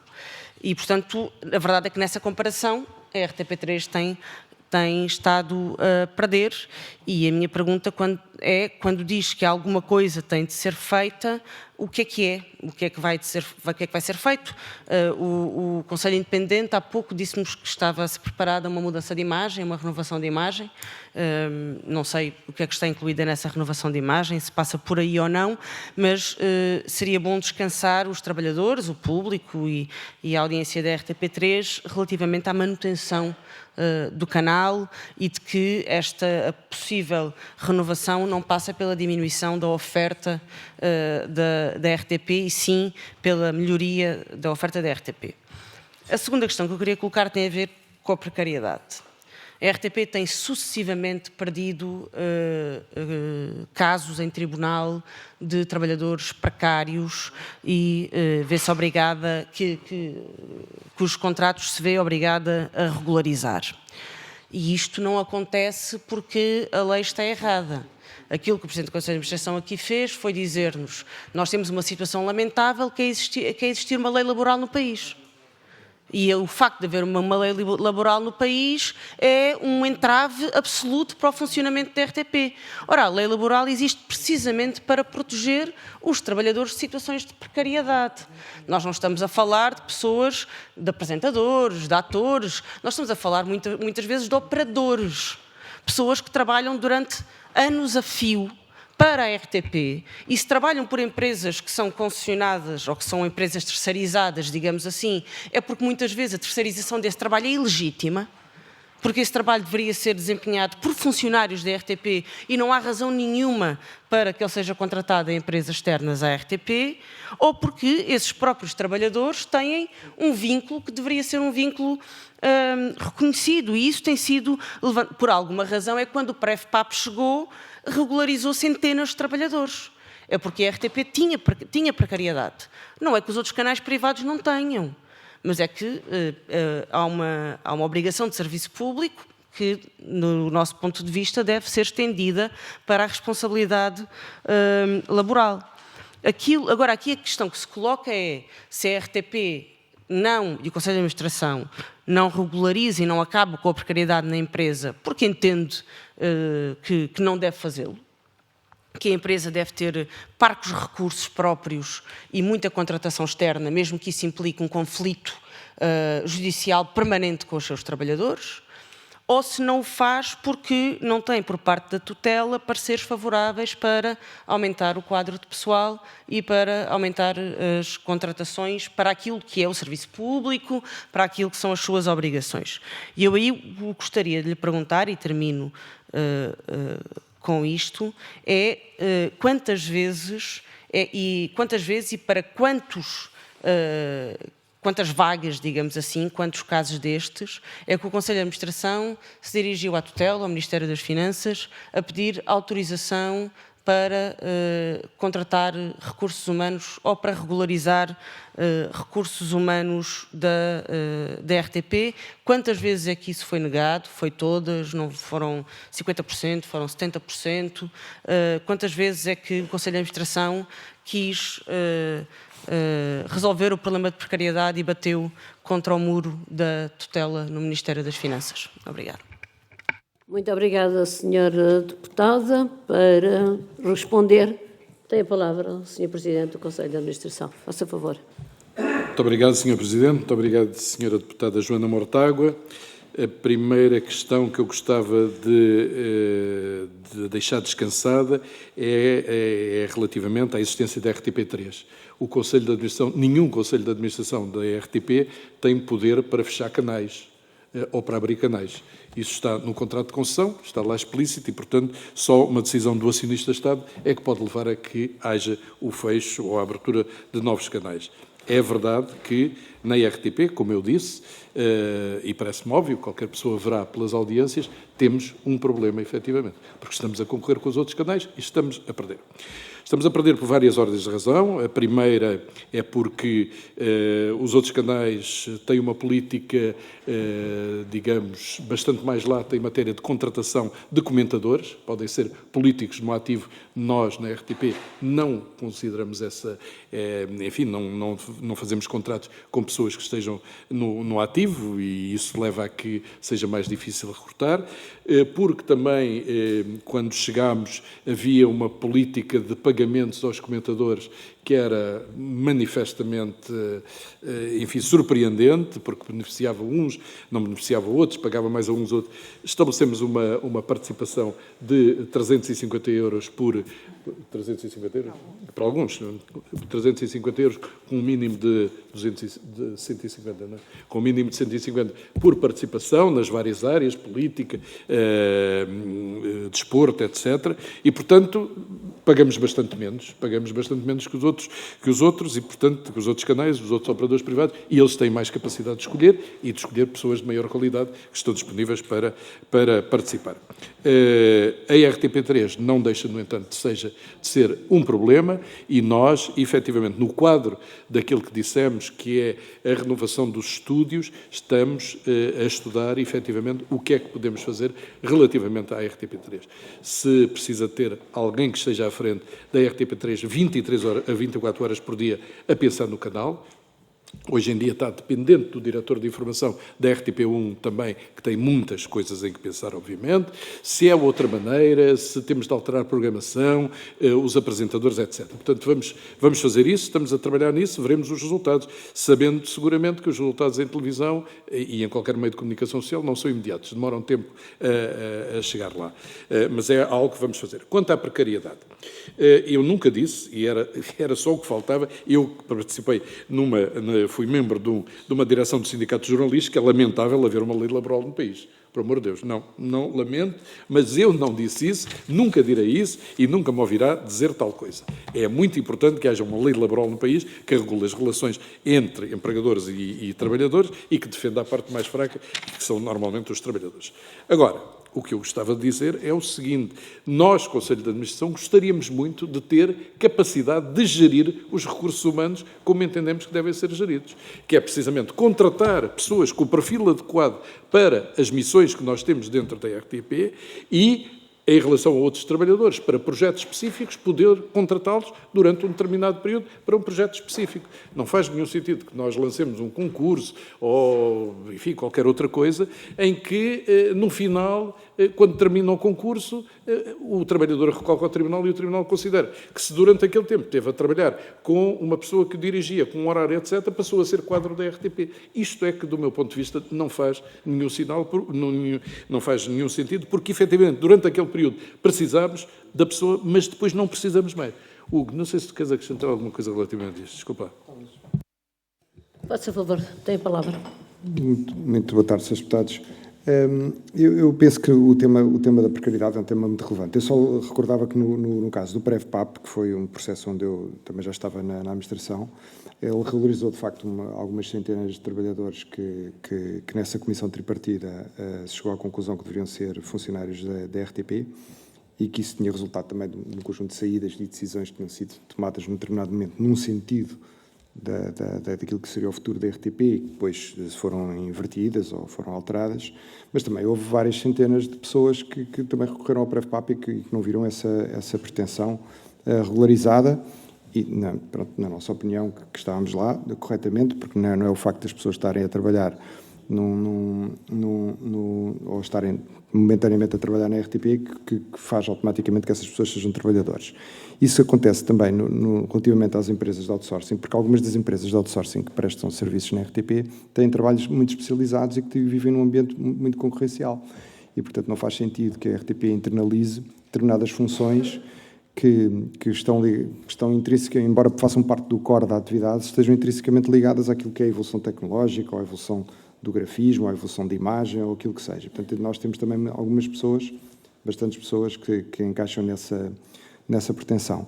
Finalmente, a atividade da RTP, sendo uma atividade que exige, tem uma lógica um bocadinho de harmónio, porque quando está-se a produzir um programa, mas o programa tem uma determinada duração, ou ocupa os estúdios durante um determinado número de horas, ou ocupa uma determinada equipa de um conjunto de horas, mas isso não necessariamente, e essa necessidade é permanente, não a negamos, isso não faz necessariamente que essas pessoas depois devam ser integradas com um horário completo, para o qual depois não existe trabalho adicional. Portanto, muitas vezes também ocorre essa situação, muitas vezes em complemento de equipas, para determinados projetos específicos, em determinados horários.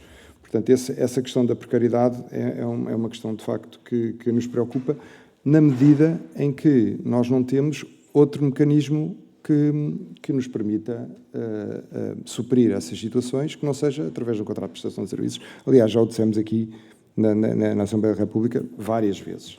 Portanto, há outras modalidades que nos deveriam ser permitidas e que não são permitidas. Portanto, esse é o tema. Quanto à questão que levantou, o modelo que nós tínhamos nos dois governos anteriores era um modelo em que as contratações deviam estar, foi-nos indicado que as contratações deviam ser colocadas, a intencionalidade de contratações devia ser colocada no plano de atividades de orçamento. Depois esse plano de atividades de orçamento que foi entregue e que pode ser consultado, previa um conjunto de pessoas para serem contratadas para várias funções. Depois a verdade é que muitas vezes ou o plano de atividades de orçamento não foi aprovado em tempo útil, ou depois houve disposições no Orçamento de Estado que na prática, embora acreditamos que não fosse com essa intencionalidade, acabavam por nos impedir de fazer essas contratações. Portanto, não houve nenhum pedido de exceção, porque o que estava acordado com as tutelas é que as contratações devessem ocorrer no âmbito do plano de atividades de orçamento. Quanto às sentenças, também ficou acordado com esses, quer no primeiro governo, quer depois no segundo governo, já que nós apanhámos neste último mandato. Portanto, havia um entendimento que se houvesse uma sentença declarativa de integração, que essa integração devia ocorrer, e foi o que aconteceu. Não é a situação que temos agora que precisamos de clarificar, é um facto. O Governo também entrou em funções há relativamente pouco tempo, ainda não tivemos a oportunidade de ter esse tema resolvido com a tutela. Obrigado. Muito obrigada. Para intervir em nome do Grupo Parlamentar do PCP, tem a palavra o Sr. Deputado António Filipe. Faça favor.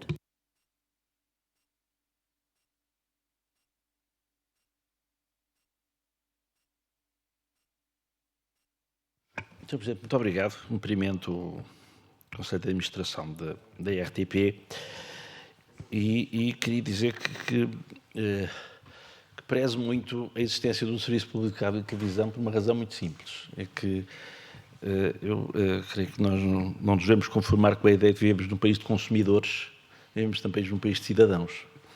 Eu gosto que haja empresas, designadamente, que prestem um serviço público que não me tratem apenas como consumidor, e daí valorizar imenso a existência do Serviço Público de Rádio e de Televisão. Trazia aqui 2 preocupações e meia, trazia 3, mas uma está semi-respondida e vou abreviar relativamente a isso, que é esta questão do canal de notícias. Eu creio que é muito importante que haja um canal de notícias na RTP. Aliás, estamos a ver que ainda agora surgiu mais um, assim, todas as televisões privadas apostam na existência de canais de notícias, e eu acho que a RTP não deve abdicar disso. Estará com um problema de audiências, mas e a minha preocupação era ter aqui a garantia de que não há, da parte da administração da RTP, uma ideia de que se deve acabar com o canal de notícias pelo facto de, neste preciso momento, estar com poucas audiências. E creio que vale a pena refletir como é que se pode combater isso. Bem, porventura, se calhar procurando não ser igual a todos os outros, que são de facto muito parecidos, quem vê os canais de notícias, ou ser menos dependente da ditadura do comentariado que passa pela generalidade dos canais de notícias, e talvez alguma diferenciação não seja má ideia. Mas o essencial é que, gostaria de sair daqui com essa garantia, eu gosto de sair daqui com essa garantia de que a ideia não é abdicar disso, não é abdicar de ter um canal de notícias público. Mas a questão principal que eu quero colocar é esta, tem a ver com a questão do financiamento. Nós,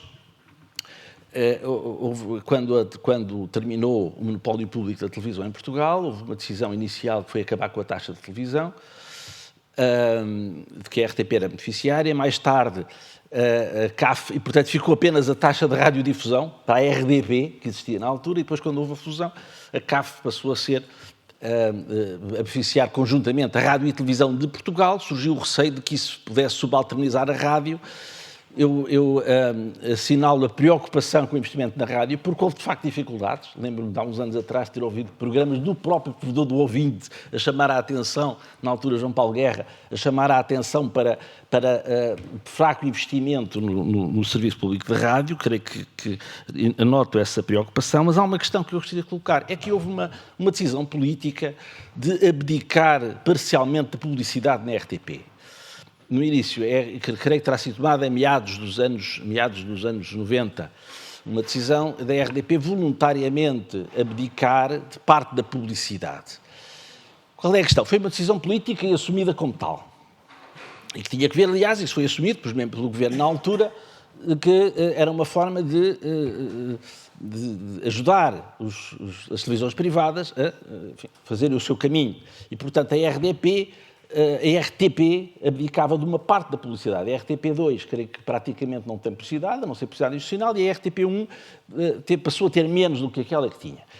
Dir-me-ão, bom, foi uma opção política, foi uma opção política tomada a nível governamental, mas a questão que eu coloco é se, do ponto de vista empresarial de uma empresa de serviço público, se considera que essa opção é inevitável ou desejável. Ou seja, porque também houve quem dissesse que isso valoriza o serviço público, deu-se exemplos de televisões públicas noutros países que não têm publicidade, e, portanto, apresentou-se isso como uma virtude do serviço público. E eu coloco a questão nesse ponto.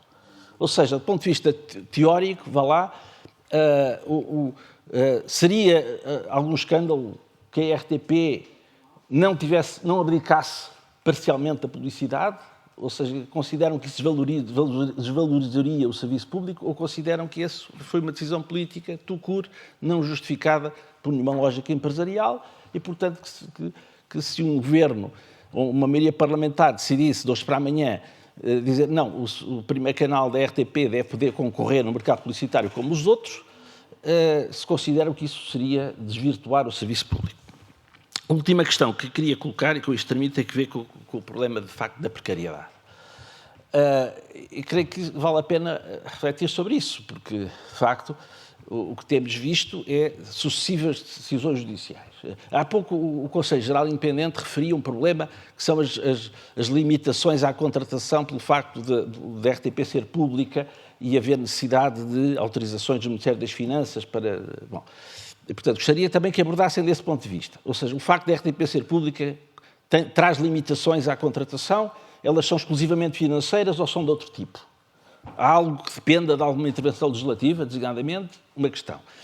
Bom, e creio que a segunda é esta, quando nós assistimos a que haja sucessivas decisões judiciais que reconhecem que aquele trabalhador, e não é um, nem dois, nem três, são muitos, efetivamente tem funções permanentes na RTP, apesar de não estar no quadro da empresa, ou seja, há aqui qualquer coisa que está mal.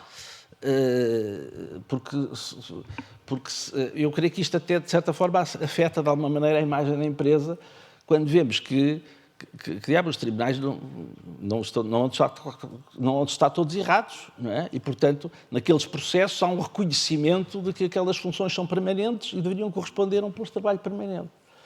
Isso não deve levar a repensar, designadamente, a política de subcontratação? E, portanto, é uma questão que eu aqui deixo. Agora, acho que esta situação de, repetidamente, a RTP perder processos judiciais que reconhece que aqueles trabalhadores devem ser integrados porque desempenham funções permanentes na RTP, eu creio que há algo aqui que deve ser repensado, porque isto, inclusive, prejudica, obviamente, dá conta de uma relação da RTP com estes trabalhadores que não é saudável, de outra maneira eles não recorriam aos tribunais, e, por outro lado, também, evidentemente, que acaba por prejudicar a própria imagem da empresa. São estas as preocupações que aqui trago. Muito obrigado. Muito obrigada, Sr. Deputado. Para responder, tem a palavra ao Sr. Presidente do Conselho de Administração. Faça favor. Muito obrigado, Sr. Presidente. Muito obrigado, Sr. Deputado António Filipe. A primeira questão é para dizer que não, relativamente à RTP3, o objetivo é, eu diria, já utilizei esta palavra, uma refundação da RTP3. Uma renovação, que seja uma espécie de refundação da RTP3, que traga novas ideias, traga novas maneiras de abordar e, sim, temos de, tanto quanto possível, ser diferentes dos outros canais e não darmos grandes notícias, como eu vi num novo canal que apareceu, e a grande notícia com que abriu era que o Dr. Salles vinha à Assembleia da República e, portanto, isso foi logo uma grande diferença nesse canal. Relativamente à questão da rádio, eu gostava de dizer que a nossa preocupação, para além dos investimentos que foram aqui assinalados, a nossa preocupação é também reforçar a rádio com meios humanos e comentadores. Nós fomos buscar o Fernando Alves, que eu penso que é uma voz incontornável da rádio e que está a trabalhar connosco, e espero que ele venha a fazer mais coisas na Antena 1, e fomos buscar o Luís Osório, que tem inúmeros seguidores a nível das redes sociais, o que mostra que nós não queremos deixar de maneira nenhuma cair a Antena 1, nem a rádio, muito menos.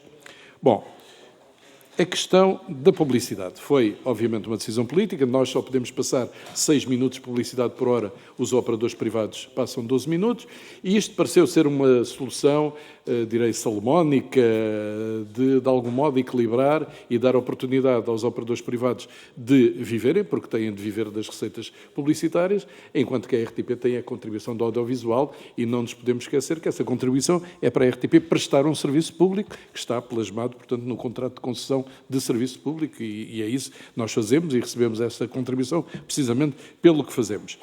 Eu penso que nós entrarmos nessa área de disputa direta de publicidade com os operadores privados, neste sentido, desequilibra o mercado. Parece-me claramente, do meu ponto de vista, e agora estou a falar, isto não é uma posição do Conselho de Administração, porque não discutimos isso, mas do meu ponto de vista isso desequilibraria o mercado. Eu penso que é necessária a existência também de operadores privados fortes, e isso é bom para o sistema democrático em que vivemos. É bom em termos de pluralidade, é bom em termos de diversidade, é bom em termos de oferta ao público. Finalmente, antes de passar a palavra aos meus dois colegas, queria só dizer que, relativamente às questões da precariedade, eu volto a dizer, acho que existem uma série de áreas onde a RTP deveria contratar pessoas para os quadros e que está impedida de o fazer precisamente por questões que estão relacionadas, como já foi dito, com o Ministério das Finanças, que tem de nos autorizar para nós fazermos essas contratações. Mas gostava de dizer que também nós, como Conselho de Administração, temos o dever fiduciário de defender, do ponto de vista legal, a empresa. Ora, acontece, Sr. Deputado, se eu posso recordar, e tenho a certeza que tem muito melhor memória do que eu, que quando foi a questão do PREV-PAV, na RTP os pedidos andavam na ordem dos 400 e foram reconhecidos 250. O que quer dizer que a 150 não foi reconhecido isso. Dito isto, eu digo-lhe que é extremamente desconfortável todos os dias, praticamente, nós recebermos processos judiciais de pessoas que se consideram com direito a estar nos quadros da RTP e nós sentimos-nos na obrigação de ir a tribunal para saber se essa pessoa tem ou não direito de estar na RTP. É muito desgastante e, sinceramente, eu penso que devíamos tentar encontrar um meio legal para tentar resolver esta situação. Hugo, queres dizer? Muito obrigada. Quem é que continua, doutora? Então, faça favor.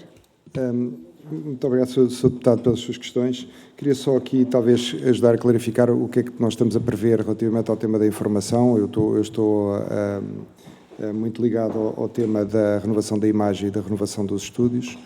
É bom recordar que a última grande evolução tecnológica, processual, que a RTP teve foi quando se mudou para estas instalações da Marechal Gomes da Costa, faz 20 anos. Portanto, a forma de produzir informação está relacionada com a capacidade tecnológica e está relacionada com a capacidade processual, ou seja, com os processos que estão instalados. E o que está a ser trabalhado em conjunto com uma série de responsáveis de várias áreas internas da empresa é precisamente o questionar, o desenvolver novas formas de produzir informação. E, portanto, este projeto, que é um projeto que vai demorar, de facto, provavelmente mais de 12 meses, implica olhar para tudo, desde a forma onde é que estão as ilhas de edição, que tipo de valências é que aí estão instaladas, como é que devem ser editadas as peças, como é que devem ser distribuídos os serviços aos jornalistas, etc, etc, etc. E isso vai implicar uma alteração muito profunda na forma de trabalhar dos jornalistas, que ainda não está definida, mas que felizmente também contamos com o apoio da EBU, que tem grupos específicos com um know-how muito grande, porque muitas destas transformações já ocorreram a países mais avançados do que nós, como aliás é também costume, o que também tem algumas vantagens, que já não precisamos de cometer os mesmos erros. E, portanto, essas equipas estão a trabalhar e irão desenvolver os seus trabalhos, e esperamos nós que isso tenha depois um reflexo refundacional, como diz o nosso Presidente, relativamente à forma como fazemos uma abordagem à informação no grupo RTP, não só na televisão, mas na televisão e na rádio. Portanto, era só mais para esclarecer esse ponto. Muito obrigada. Faça favor, doutora. Eu queria só adicionar relativamente à questão dos trabalhadores que não estão afetos ao quadro e que têm contratos de trabalho, contratos de prestação de serviços, que este Conselho de Administração, ano passado, solicitou à dupla tutela a aprovação de um plano de saídas voluntárias. Esse plano iria abranger cerca de 110 trabalhadores que quisessem voluntariamente aderir ao plano, pagava-se muito rapidamente e implicava uma substituição de uma parte destas pessoas por pessoas, uma parte delas que já estão a trabalhar na RTP e que passariam de prestadores de serviços para o quadro. Não ia resolver claramente a questão na sua globalidade, mas ia dar uma grande ajuda. Infelizmente foi aprovado pela tutela da cultura, mas não foi aprovado pela tutela das finanças do último governo e, portanto, não foi ainda para a frente. Muito obrigada. Para intervir em nome do Grupo Parlamentar do LIVRE, tem a palavra o Sr. Deputado Jorge Pinto. Faça favor. Muito obrigado, Sr. Presidente, Senhoras e Senhores Deputados. Cumprimentar o Conselho de Administração da RTP, na pessoa do Sr. Presidente, e começar por dizer que, sim, é importante reforçar a importância do serviço público da RTP. E eu ouvi aqui algumas coisas que até me surpreendem, como se servir a diáspora fosse coisa pouca. E eu, que fui português imigrado durante 15 anos, beneficiei e presenciei e percebi bem a importância da RTP junto dos portugueses da diáspora, como se fosse coisa pouca apostar nas modalidades, como se fosse quase uma obrigação mercantil, um número mínimo de público, de telespectadores, para que um programa valesse a pena. Não é de todo a visão que o LIVRE tem para o serviço público, não é de toda a visão que o LIVRE tem para a RTP e como o Sr. Presidente dizia bem há pouco, que outros canais passam em sinal aberto modalidades. E quando falamos de modalidades, o Sr. Presidente falou de handball para pessoas com deficiência, falemos de handball para pessoas sem deficiência, portanto, mais nenhum outro canal passa. E quantos que hoje aqui falaram de ser um foco nos nichos, bem, se calhar quando há vitórias nesses nichos todos ficamos muito contentes e se calhar foi precisamente porque em alguns desses vencedores nos desportos ou nas artes foi porque quando eram jovens tiveram a oportunidade de ver na RTP, nomeadamente na RTP2, alguma ópera que os fez querer ser arpistas ou cantores líricos, alguma modalidade que os fez querer ser jogadores de basquetebol, e ainda agora tivemos o primeiro jogador português de basquetebol a ganhar a NBA, se calhar foi também porque conseguiram ver isso na RTP quando mais nenhum outro canal em sinal aberto lhes fornecia essa possibilidade. O Sr. Presidente falou também, e disse, e julgo que não estou a citar de maneira errada, que se não houvesse RTP não haveria indústria do audiovisual em Portugal. E nós concordamos muito com isso. E, aliás, congratulamos que a RTP tenha um montante de cerca de 18 milhões de euros anuais para apoio aos produtores independentes. Portanto, quando falamos de serviço público, é também disso que falamos. Agora, é certo que há muito a fazer. A RTP pode e deve ser mais um reflexo real daquilo que é o país. Eu ainda há pouco falava na reunião com o CGI da necessidade das pronúncias, ou mais pronúncias na rádio e televisão pública, mas também de muito mais diversidade territorial, diversidade de origem étnica, diversidade de origem socioeconómica. Portanto, a RTP pode e deve fazer mais também aí, porque também isso é uma obrigação pública e também isso nós, enquanto cidadãos da República, devemos exigir ao nosso serviço de comunicação.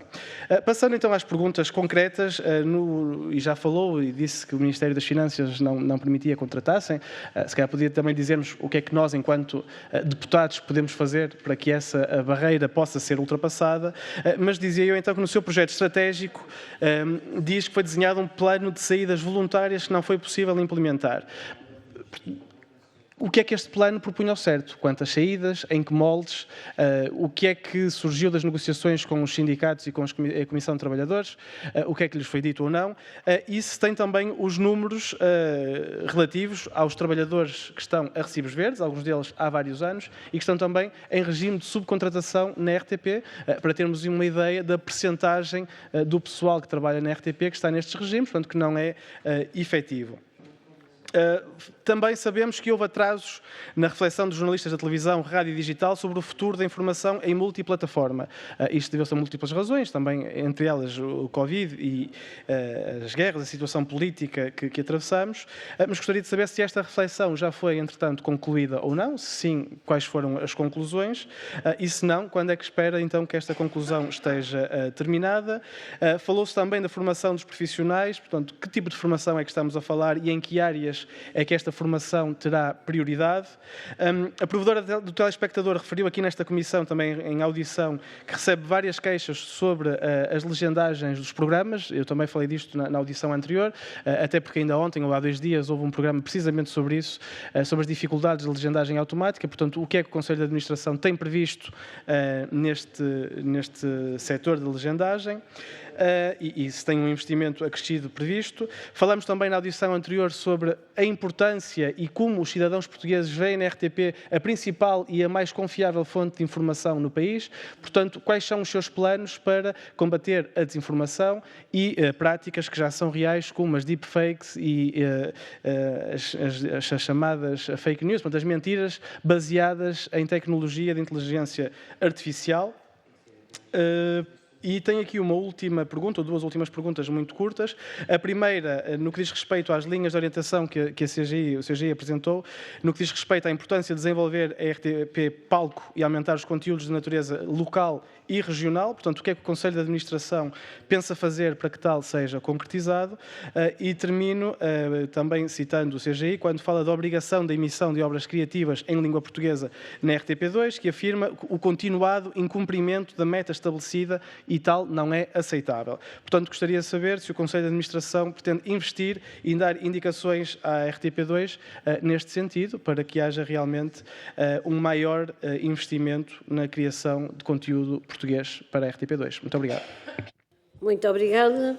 Para responder, tem a palavra o Dr. Nicolau Santos. Faça favor. Muito bem. Muito obrigado, Sr. Presidente. Muito obrigado, Sr. Deputado Jorge Pinto. Eu vou partilhar estas respostas com os meus colegas.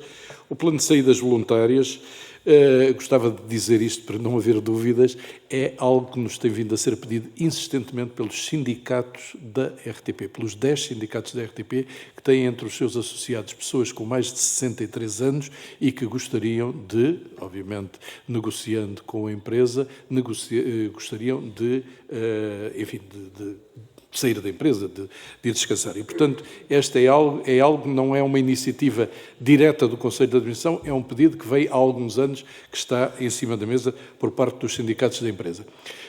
A última, enfim, abordagem que fizemos foi em relação ao anterior governo. Era um universo que abrangeria no total cerca de 110 trabalhadores, mas depois acabou por não se concretizar. O Governo disse, enfim, foi andando, foi adiando, etc., e depois acabou por não se concretizar. Sugeriu que nós colocássemos isto no Plano de Atividades e Orçamento de 2024, o que também não parecia fazer muito sentido, porque nós pretendíamos que fosse em 2023. Portanto, enfim, nós mantemos essa ideia em cima da mesa e pensamos que teríamos condições este ano para avançar. Relativamente a questões quanto à RTP Palco, eu passo já para a última e darei já aos meus colegas a oportunidade de falar sobre as outras, a RTP Palco e conteúdos locais e regionais. Eu devo dizer que a RTP ficou, enfim, nos últimos anos isso aconteceu, quer a nível da rádio, quer a nível da televisão, ficou com a sua rede de correspondentes no país bastante desgaçada. Ou seja, nós temos dificuldades de ter pessoas em todas as capitais de distrito, em todas as localidades, e isso é algo que é problemático. Porquê? Porque penso que uma das maneiras de nós podermos ter um produto diferente na RTP3, e agora voltamos à RTP3, é termos essencialmente notícias do país. Notícias do país que normalmente as outras televisões não fazem, circunscrevem-se à macrocefalia das grandes cidades. E, portanto, essa rede para nós seria fundamental para começarmos a ter um produto informativo diferente. Portanto, estas eram as ideias. Hugo, acho que tens aí algumas coisas tuas. Faça favor. Muito obrigado, Sr. Deputado. Apenas alguns esclarecimentos sobre o tema da reflexão multiplataforma. Ele tinha sido, de facto, iniciado, pois detectámos que o tema era, de facto, bastante mais abrangente, tal como eu estive a tentar explicar na última vez que fiz aqui uma intervenção. E, portanto, fará parte, claramente, de todo este processo que estamos a fazer, de renovação dos espaços físicos, dos estudos, dos processos. Portanto, isso será iniciado agora já nas próximas semanas, voltaremos ao tema. Temos, como eu disse, a própria EBU está disponível para prestar consultoria e tem essa especialidade interna nesta área, porque já ocorreu em muitos países e, portanto, nós contamos que, à medida que vamos também desenvolvendo os projetos físicos, que são essenciais depois para a concretização, chegar a essas conclusões sobre como funcionar. Mas daí eu estar a dizer que não era um tema da informação da televisão, é um tema da informação da RTP. A forma como nós abordamos, marcamos os serviços, montamos os serviços e depois, obviamente, distribuímos de forma diferente aquilo que é uma peça televisiva, daquilo que é uma peça de rádio, daquilo que é uma peça para o digital, nada disso. São coisas diferentes, provavelmente não serão feitas pelas mesmas pessoas. Acho que isso é bastante difícil. Sobre o tema da formação, nós criámos recentemente, autonomizámos, provavelmente temporariamente, a área da formação, precisamente porque detectámos um déficit grande na parte da formação tecnológica. Havia muita formação nas áreas mais das soft skills, como se costuma dizer, e nas áreas também de processuais, Excel, Word, e menos nas áreas mais técnicas. Isso também porque durante algum tempo houve uma cristalização da contratação e, portanto, as pessoas já tinham um know-how e não estava assim a ser muito identificado. Isso não é verdade com esta entrada dos pré-PAPs há alguns anos. Portanto, entraram muitas pessoas que não detectámos que não tinham formação total e, portanto, estamos nessa fase de desenvolver um plano de formação mais técnico e provavelmente retomar a academia, que nos permite depois também fazer uma identificação mais profunda da qualidade das pessoas que trazemos. Eu fazia um ponto que não é da minha área, mas que é o tema dos planos relativamente à desinformação. Eu penso que a responsabilidade, isso passa uma grande responsabilidade no fundo, para os editores e para a própria área da informação. Portanto, eu acho que sempre houve uma lógica de fact-checking, de procura de averiguar a veracidade dos factos, e essa procura tem que ser redobrada e cada vez mais isso deverá ocorrer. Isso é muito importante porque eu penso que, e agora é uma opinião mais pessoal, que à medida que todos estes fenómenos estão a ocorrer, das redes sociais, etc., e da capacidade de qualquer pessoa, de certa forma, veicular o que pode parecer informação, vai dar mais relevância ainda àquilo que são as marcas de referência e, nesse sentido, ao serviço público. Eu penso que, no futuro, a existência de um serviço público com um serviço de informação credível é sempre um assegurar da verdade, de que eu posso chegar a um local onde posso confiar naquilo que lá encontro. E nas vezes que possa eventualmente haver um erro, assumi-lo também rapidamente, porque isso também pode ocorrer. Portanto, quanto ao cumprimento da meta dos 50%, eu penso que também há aí um tema do qual a RTP, de alguma forma, tem a ver com a lei, queremos discutir isso com a ERC, porque eu dou um exemplo. Não conta para a produção em português, por exemplo, a narração da volta a Portugal. Por exemplo, é um evento esportivo, ocupa, durante aquelas 2 semanas, ocupa muitas horas da programação da RTP, é um conteúdo muito querido por parte dos portugueses e não conta para a produção nacional. Portanto, eu não consigo, enfim, enquanto responsável da área dos conteúdos e a Teresa Paixão enquanto responsável da RTP2, ela não consegue depois compensar com outra produção portuguesa, porque aquilo não conta, mas nós não vamos deixar de dar a volta a Portugal para cumprir a meta. Andamos sempre muito perto, ali nos 49,5, eu insisto também muito com a Teresa, porque também quem faz 49,5 faz 50,5, mas eu penso que há alguns aspectos da definição e da catalogação daquilo que é produção em português que deveriam ser revistos e que já foram até identificados junto à ERC e espero que consigamos chegar a um acordo que nos permita depois não estar com esse incumprimento. Muito obrigado. Muito obrigada. Muito obrigada. Então, chegamos ao fim desta nossa audição. Agradeço novamente a vossa presença e os esclarecimentos que deram e, enfim, toda a informação relevante e desejo-lhes muitas felicidades para o novo mandato que agora iniciaram e despedimos-nos até breve, porque outras oportunidades haverá para nos reencontrarmos nesta sede ou noutras. E com os desejos da vitória de Portugal. Exatamente, é isso mesmo. Muito obrigada, vou-me só despedir para depois irmos para a terceira parte da nossa reunião.